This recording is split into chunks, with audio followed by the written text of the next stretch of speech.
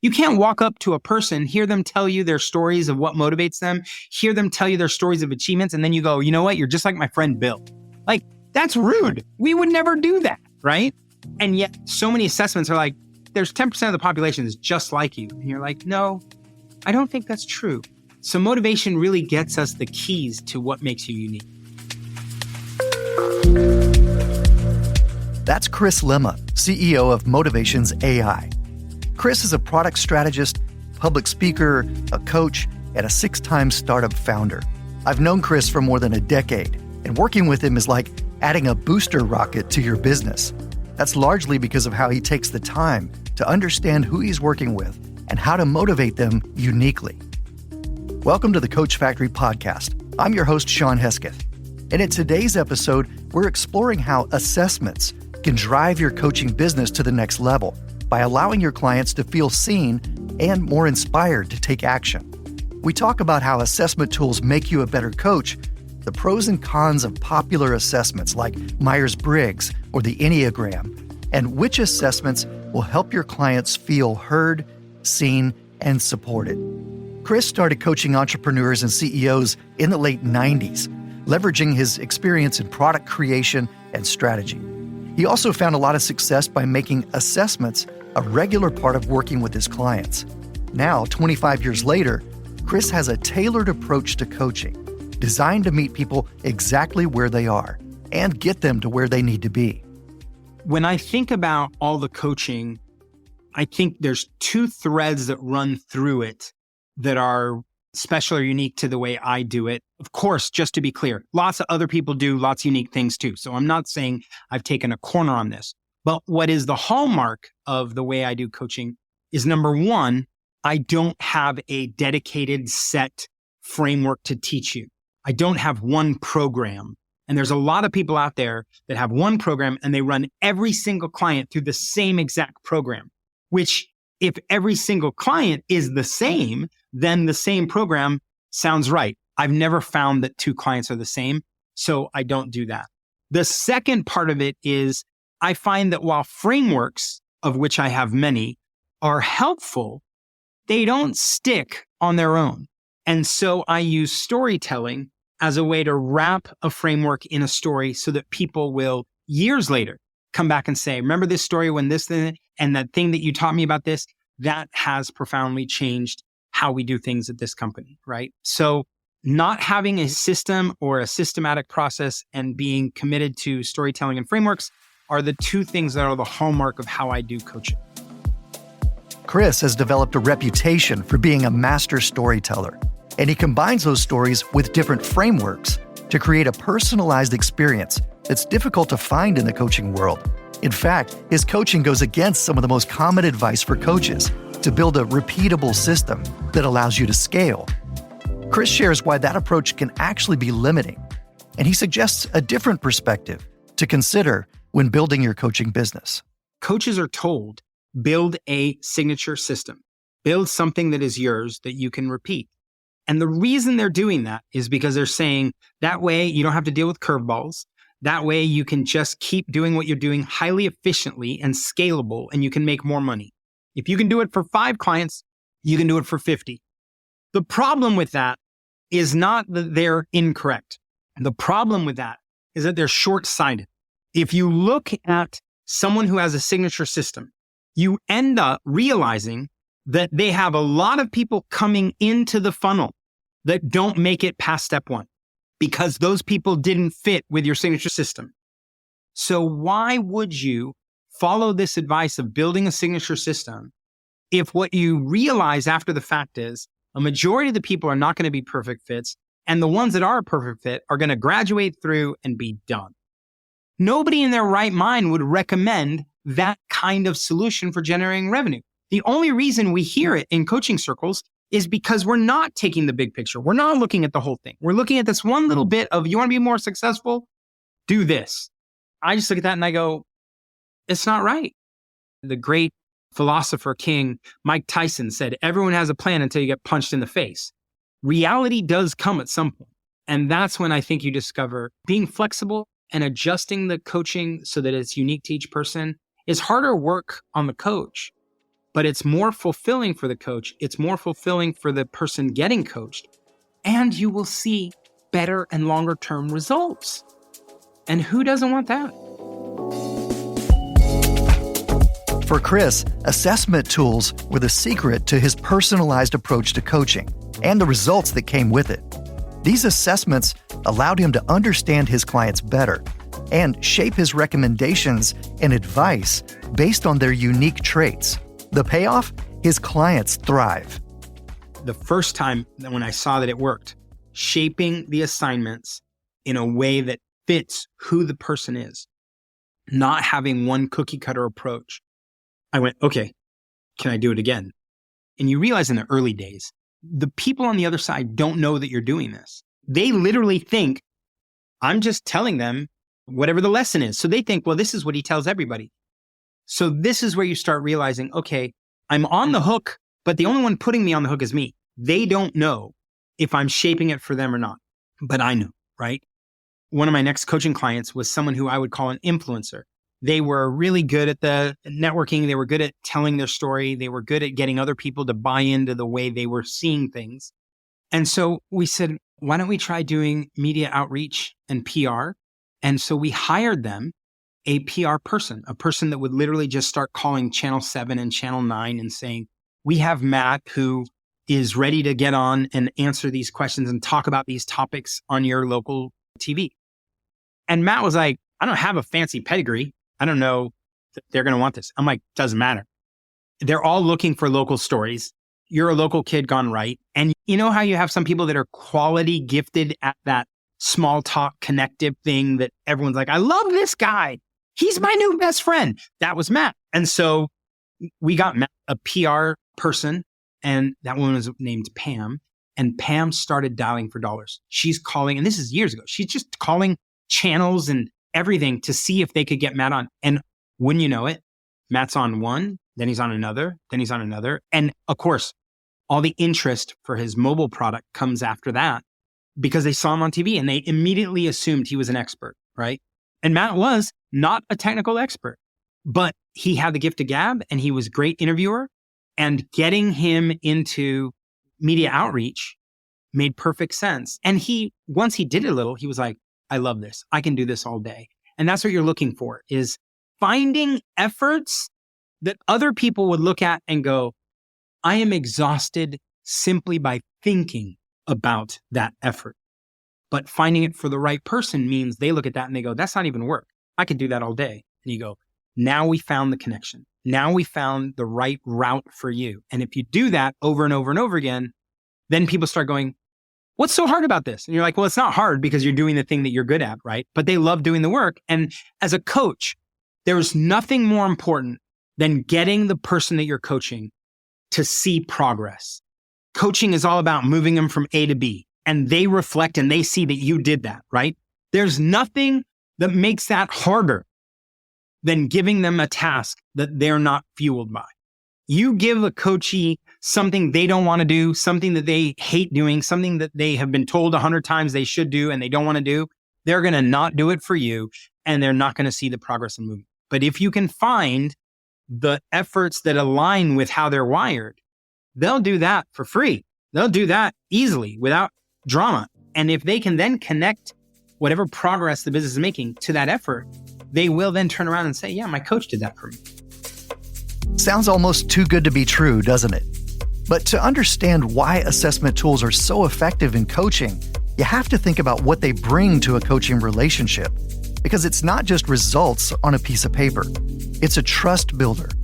And it also gives you common ground and a shared language. My name is Peter Larson, and I am the Vice President of Assessment Science at Motivations AI.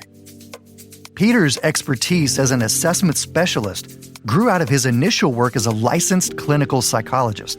While in clinical practice, he found tremendous value in an assessment tool called Prepare.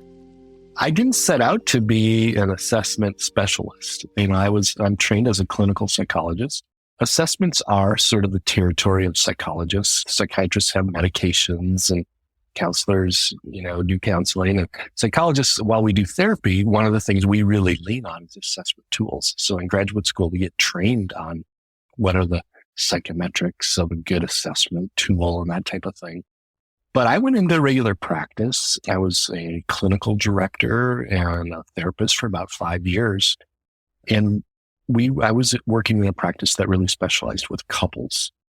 And one of the things that I found is that there was a huge difference between a premarital couple and a married couple coming in for therapy. Married couples were often in crisis and really unhappy. And it's hard work, right? It's stressful because, you got two people in your office fighting for an hour. Premarital couples were so fun because they're just so in love and they think everything's perfect and wonderful. And so I started to use this premarital assessment tool called Prepare with these couples. And it was really fun. It just created a lot of great conversation, a lot of great talking points, and actually helped them get a little bit more in touch with reality. But that work was so fun. Then I met the creator of that tool, Prepare, and he asked me to come work for him. And so that started my journey out of being a therapist and more into research and training and developing assessment tools. And I spent 10 years, my next 10 years, my early career working at the Prepare organization. Now, in his role at Motivations AI, Peter has deep insight into how assessments can be used in both a therapy setting and a coaching setting. And he shares how using assessments can actually diffuse what might otherwise be a confrontational dynamic, and in fact, become a mirror for the client. Yeah, what's interesting is a lot of times in coaching or in counseling, you want to help someone confront something.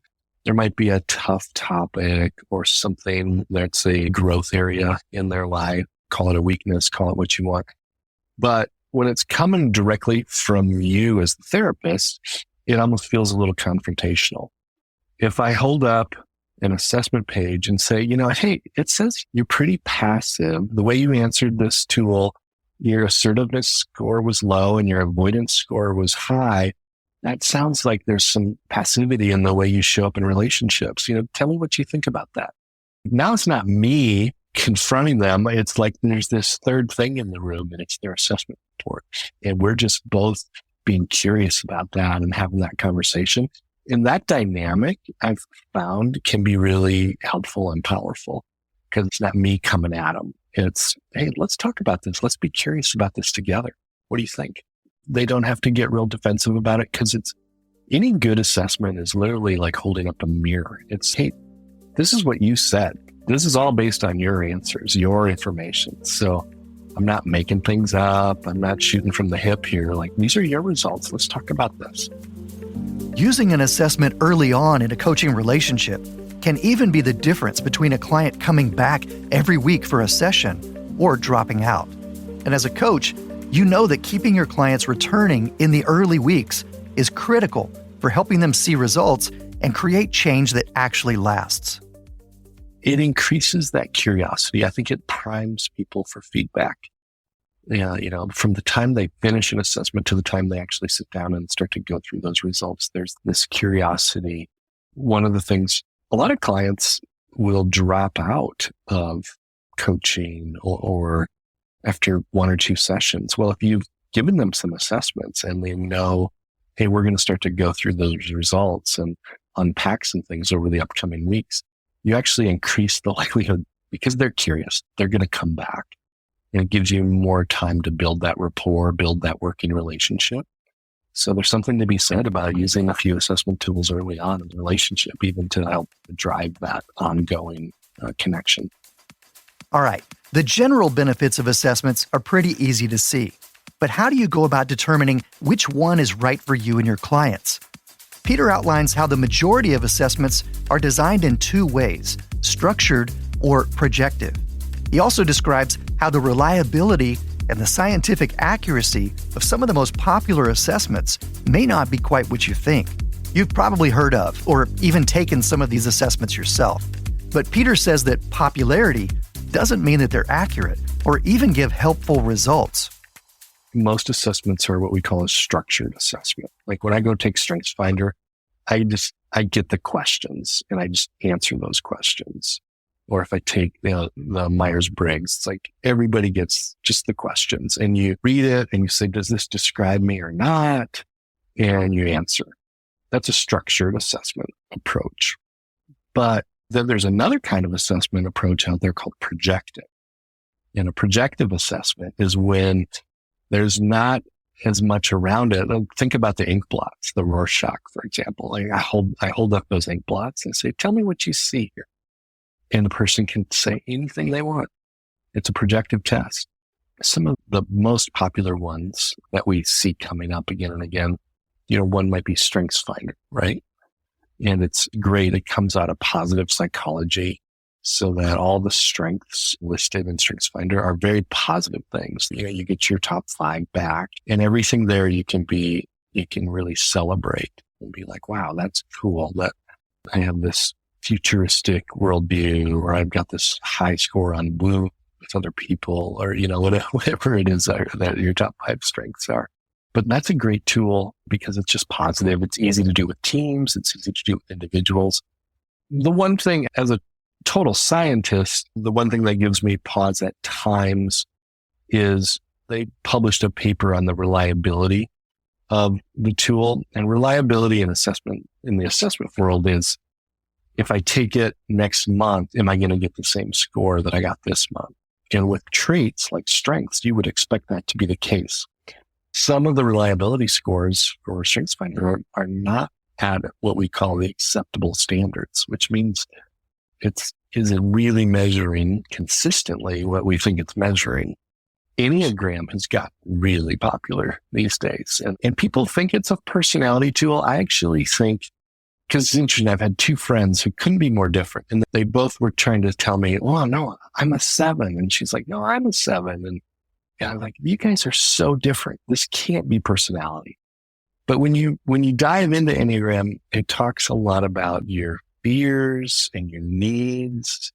And I think it's actually a little deeper than personality. It's getting at something else in kind of this needs and fears level that really resonates with people. And that's powerful, but that's not personality. The limitation with Enneagram is that, and I don't know that everyone knows this, but it's 2,000 years old. It's developed by philosophers back in the days of Socrates and stuff. By today's scientific standards, we would call that a theory-driven assessment. No one was doing rigorous research from a scientific standpoint. What they were doing is observing and saying, I think this is the way people are wired. And I'm going to give it some descriptors. I had one expert tell me, you're better off reading the 9 different types and just saying, yeah, this one best describes me. A couple tools I really like. One is the Big 5, which is a personality tool that is not theory-driven. It's what we call an empirical tool. Unlike the Myers-Briggs, for example, which started with theory. And when they said, this is how we think personality is organized, now let's make an assessment that measures our theory or our model. What they did with the Big 5 is they said, we don't know, but we're going to take every adjective in the English language and have people start to rate and study different personality dimensions using every adjective and kind of see where they load and how they group. And then they've replicated that across cultures and across languages. And these Big 5 clusters of personality descriptors keep surfacing. And so that was a really empirical way to develop a tool. So a lot of researchers, frankly, a lot of marketing and business people lean on this Big 5 model of personality because it's so empirical and it's not theory driven. They're like, hey, the data actually tells us this is how people think about personality. So that one's pretty cool. Some of these assessments become popular because they're low cost or even free. But there are other things to consider as well, like accessibility or how much time it takes, or having to jump through hoops to become certified just to be able to offer the test to your clients. Not all assessments are created equal, right? And there's different uses and different reasons people will use assessments. But one of the common complaints is that a tool might be really complex. Boy, to use that tool, I have to go through all sorts of training or get certified. Or, for some tools, you can't use it unless you're a licensed psychologist. So some of them are not even accessible to people. But it is hard, I think, when a coach or practitioner is trying to use an assessment tool and this thing is just so complex that you have to learn a whole new vocabulary to even begin to use the thing. Or maybe attend a weekend seminar to get certified in it or something like that. Not that that's bad. It's just, I think that weeds out a lot of assessments for a lot of people pretty quickly. They don't want to invest that much. Another issue with assessments can be the length. I think of them as more old school because the old way of thinking was more data is always better. So assessments, the MMPI is the most widely used assessment in the world over the last 50 years. And it's like 500 questions long. Think about it. It's just like brutal to sit down and take that thing. The Berkman is a widely used tool. It's 300 questions long. To me, that's too much. People want to be able to sit down and answer questions for 15, 20 minutes, maybe 30 minutes at max, and then get something meaningful back from that. Maybe it's all of our attention spans are less than they used to be, but I think length is a real obstacle in some ways. Another challenge with assessments can be really just the usefulness of the results. Sometimes people are like, that's interesting, that's good, but I'm going to forget that in about 5 minutes. Either they give you way too many results, like here's your top 10 things, or they give you some language that you've never heard before and you're going to forget it because it's not relatable. There's always people who become disciples of certain tools. You'll hear the Enneagram folks talking about, oh, you're a 7 with a 5 wing, and they just groove on that. And there's people who are the Myers-Briggs folks talking about their ENFP, all that stuff. And it's like a secret club almost, but those things can feel hard to remember and understand. And because of that, they're hard to use sometimes. So I prefer assessment tools that speak the language of the people and give them some insights that they maybe haven't received before, but in a way they can understand it and put it into action. That's the goal. And of course, one of the most important factors in choosing an assessment tool to use with your clients is whether you'll get accurate, applicable results. But what kind of results are the most helpful? When Chris first started using assessment tools in his coaching practice, he got frustrated because while personality traits and strengths were helpful, they were too surface level. He wanted something that went deeper and was more practical. So we have all been at one of those networking events where you realize I can do chit chat, I can do small talk, but even if I'm good at it, I'm drained by it. I don't like it. And maybe that's not your thing. Maybe it's something else. But we've all been in a situation where the thing that we may be strong at, the strengths have indicated you're good at this.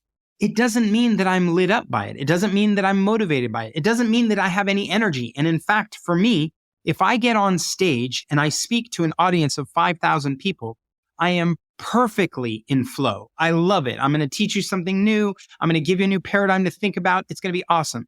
When I get off that stage and there's a bunch of people that want to come up and have a little chit chat and they want to get a signature or they want to talk about their specific problem, I lose energy really fast there, right? Doesn't mean I can't do it.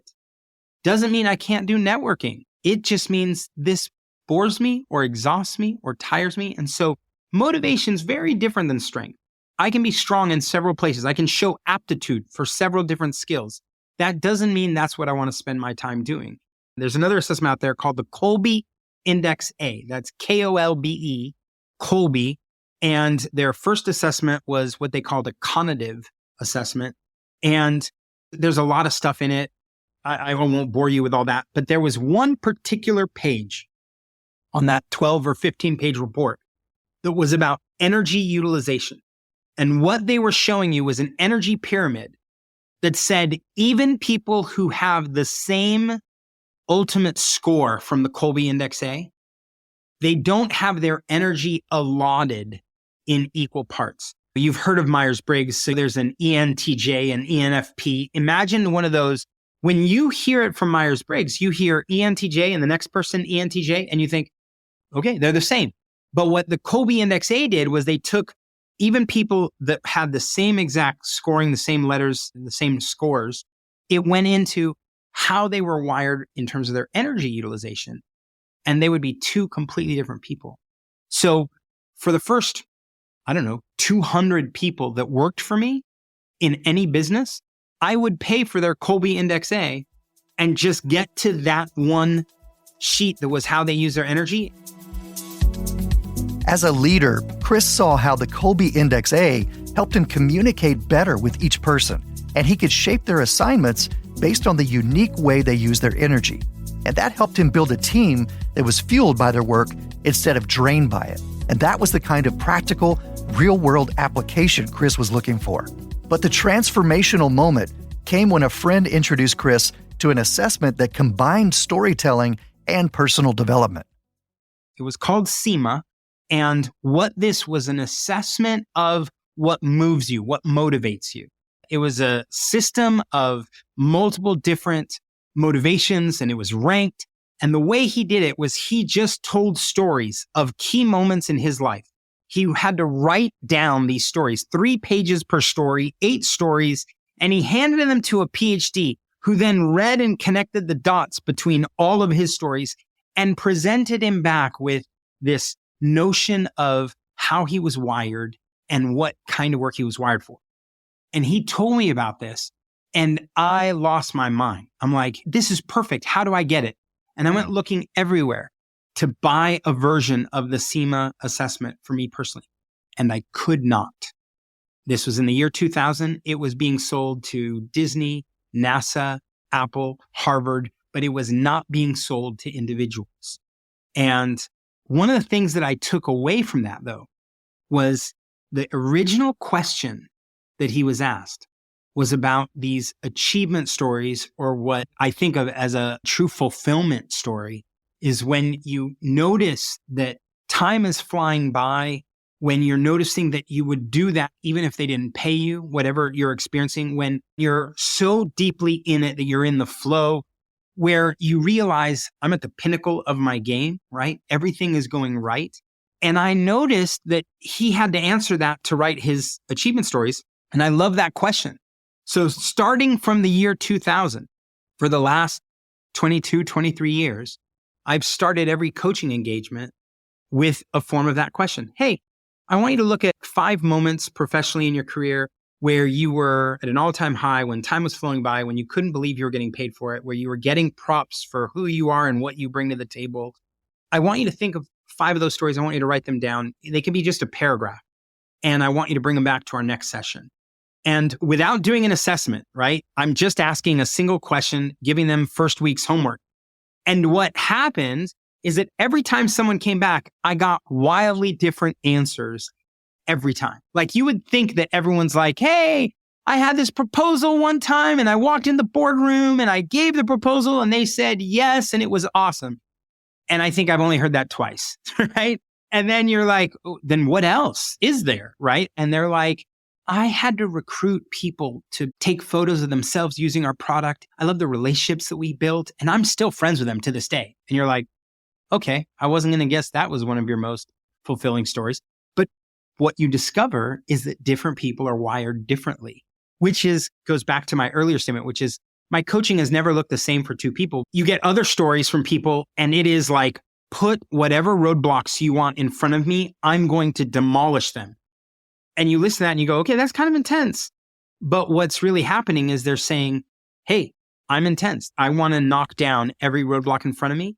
And so the coaching for that kind of person is going to look different than the coaching for someone who's really built into building relationships. This story-based assessment that Chris began to use to personalize his coaching would later become the foundation for the Motivation Code Assessment, or M-Code for short. M-Code is unique because it's the only assessment that uses your own stories to identify your underlying motivations and just how unique you really are. If you've ever taken a Strength Finder or you take a Myers-Briggs, any of these, an Enneagram. And one of the things they like to tell you at the end is you represent 16% of the population. You represent 9% of the population. You represent 12% of the population. I, of course, bristle at that notion because I'm like, I'm unique. I'm a special snowflake. I'm a very special butterfly and no one in the world is like me. When you take the M code, the motivational assessment that came out of the CIMA research, when you take the M code, you're in scientific notation, 32 motivations taken in a stacked rank. You are unique to the point of 1 times 10 to the 32nd. That's 1 with 32 zeros afterward. That's more than the number of stars we predict exist, right? We do all the stars in a universe and all the universes out there, and that's 1 to the 10 to the 24th. And this is the 32nd. Like, it's just a whole different ballgame of how unique you are. And that's what I love about this assessment, because this is what we know about people. You can't walk up to a person, hear them tell you their stories of what motivates them, hear them tell you their stories of achievements, and then you go, you know what? You're just like my friend Bill. Like, that's rude. We would never do that, right? And yet so many assessments are like, there's 10% of the population is just like you. And you're like, no, I don't think that's true. So motivation really gets us the keys to what makes you unique. Not only does M-Code help you understand how each of your clients are completely different, it's also really powerful because it bridges the gap between the structured and projective assessments that Peter mentioned earlier. It's kind of in a class of one, if you ask me. First of all, the technique that is used to even deliver the assessment, it bridges 2 different styles. And it's one of the only assessments in the world that does this. We start by saying to people, hey, tell us about a time you did something really well and felt good about it. So that's the projective portion. They can pick any achievement story or story from their life that was compelling to them, really life-giving, was deeply satisfying, and they can tell that story. And then the structured part is we ask them against 32 motivations that have been researched and defined over the last 60 years, which of these things was most satisfying when you think about that story you just told? So they're anchoring the structured part against their own projective part, which is the story they chose. And they do that 4 different times.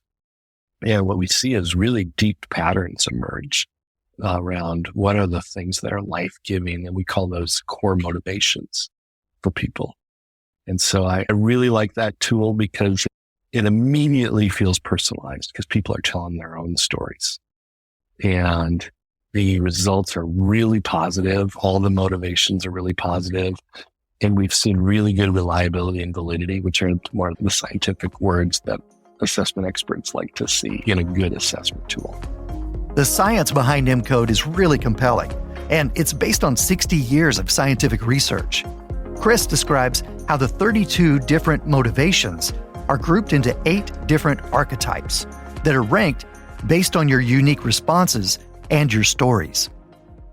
If we're digging into M-Code specifically, and we're talking about how to use it, one of the things we did when we refactored a lot of the science behind it, we leveraged the science to refactor the report and the output, is we added something new called a motivational dimension. Now, there are 32 different motivations, and we put those in a stack rank, and we give you the score, and that's what makes you completely unique from everyone else.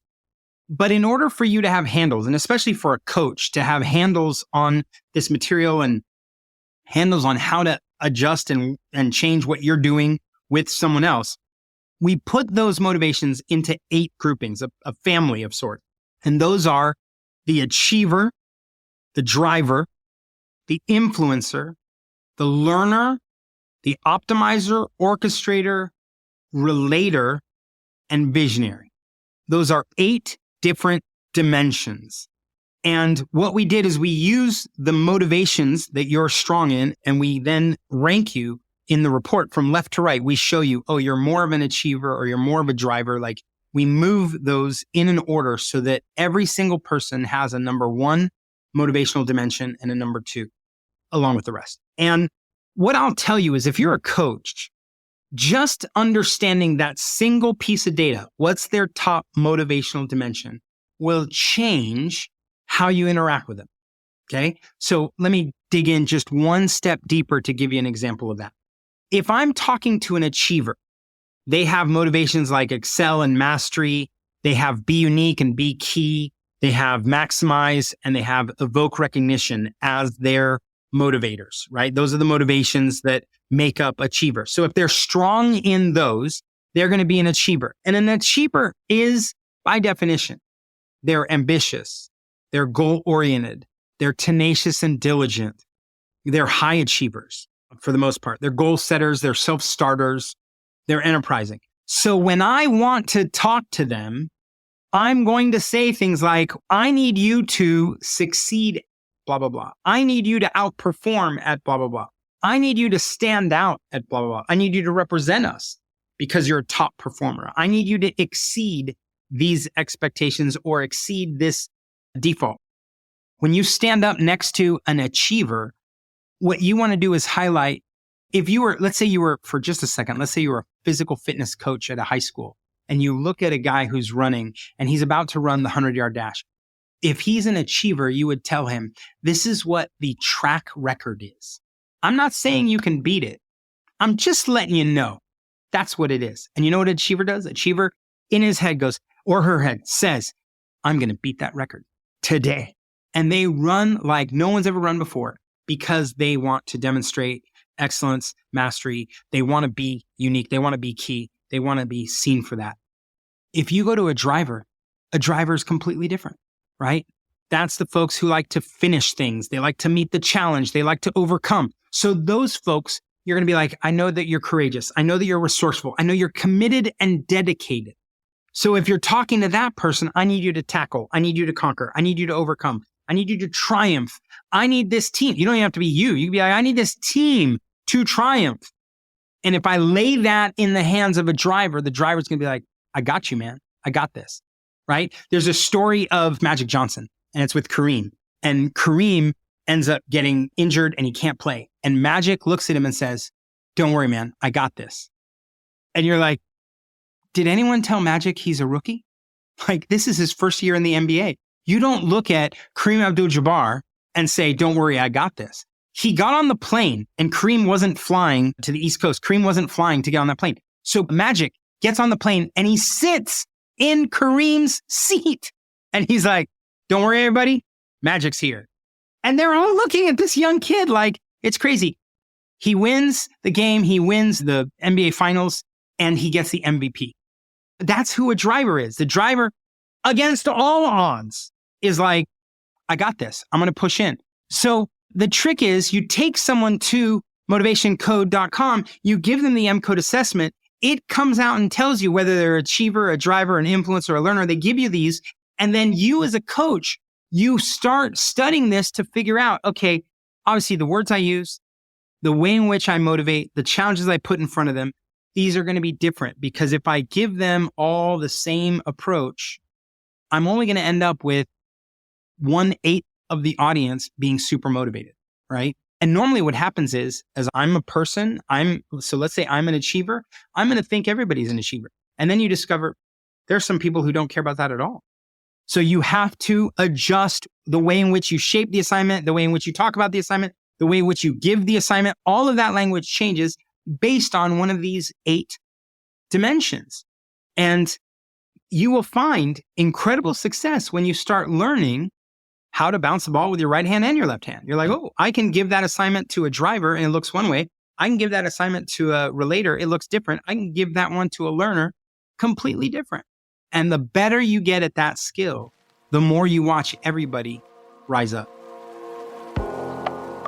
Getting to those underlying motivations that drive your coaching clients isn't just helpful for you as the coach, it's also deeply empowering for your clients and the people you're working with.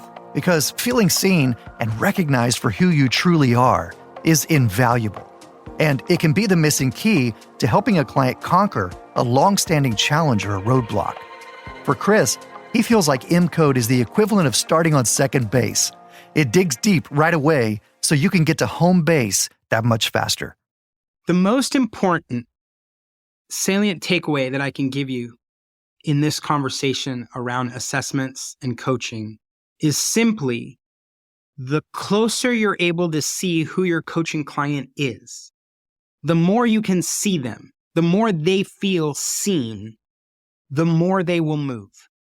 Nobody buys coaching to get to a website and read articles. There's not a single coaching client out there who's just saying, all I want is information. Just give me the handbook, give me the guidebook, I'll read it and I'll be done. I don't need any more coaching.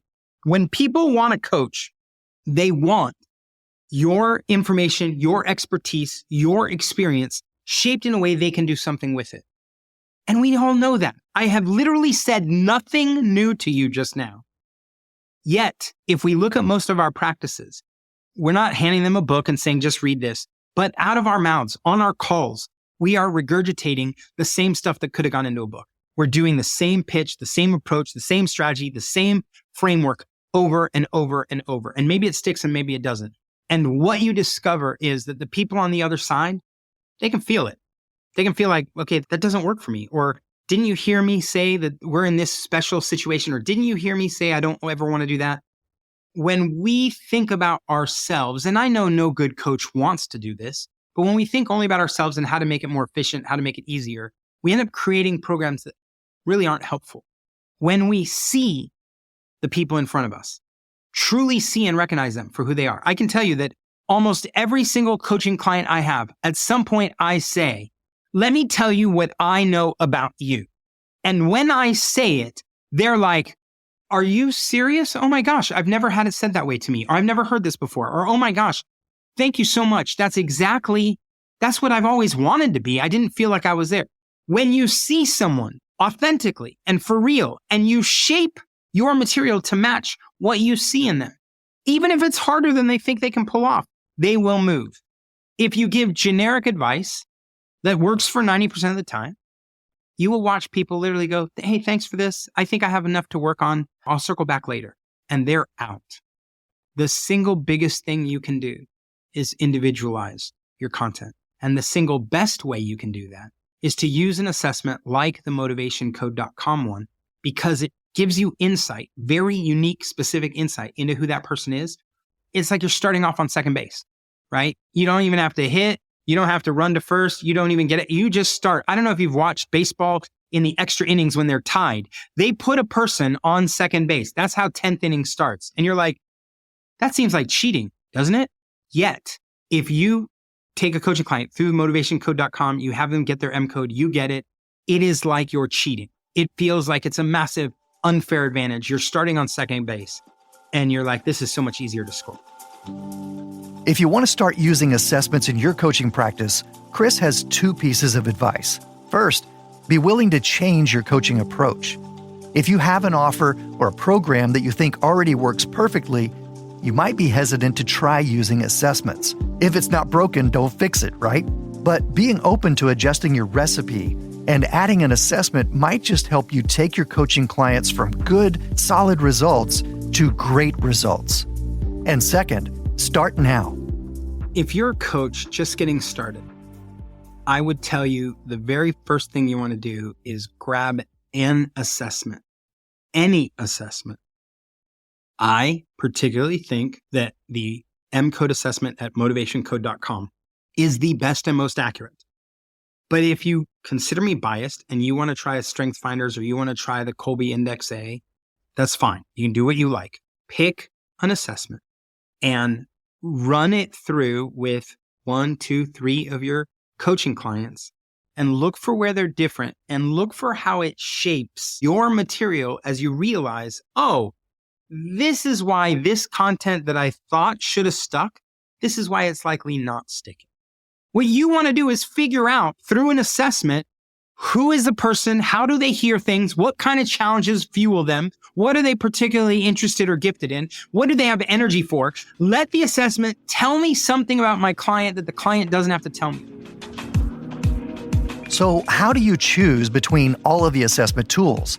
How do you decide which test is right for your clients and their goals? And when should you introduce an assessment tool in your coaching relationship? Peter has some great advice. I think one of the questions I would ask myself is, what are the goals of my work with this client? Is this person here because they want insight into becoming a better leader? There are leadership assessments. Are they looking to figure out how to better manage a specific relationship at work or employee team or something like this?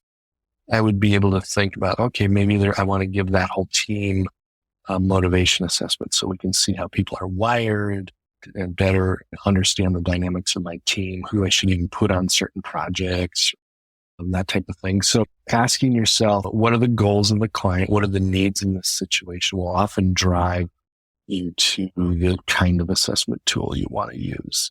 Maybe this person is on the edge of burnout and they're really drained. So then you want to get them in touch with their strengths or their core motivations that really drive them and bring them life. So again, I think the presenting issue will help you track towards the right assessments.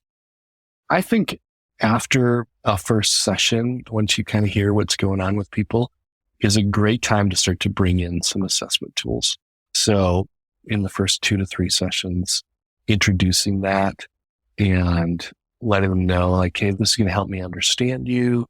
This might even open up some possibilities that we wouldn't have otherwise thought about, because we're going to be able to talk about what really is life-giving for you and how you're wired. And we're going to be able to hold that up against these other things you're bringing in here and talking about wanting to change or improve.